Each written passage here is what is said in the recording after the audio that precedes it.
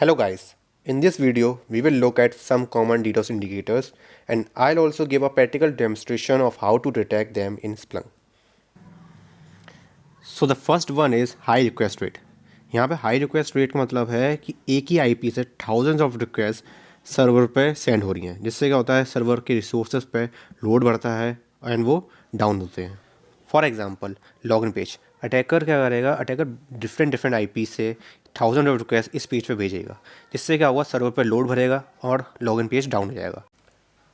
So the next one is odd user agents.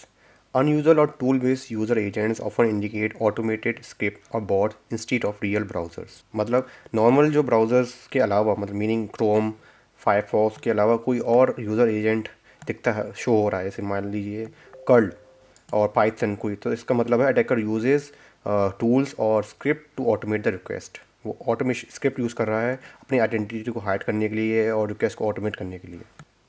So the next is geographic anomalies. In this, traffic is coming from all over the world, meaning short period of time में different countries से request आ रही हैं. Maybe attacker using botnets which uses infected machines across many countries.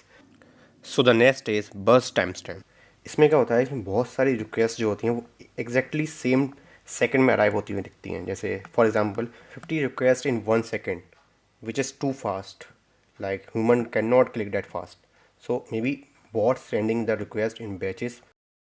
And the next is server errors. The server start failing because it is overloaded, meaning website का जो server है वो हमारी request को handle नहीं कर पा रहा है।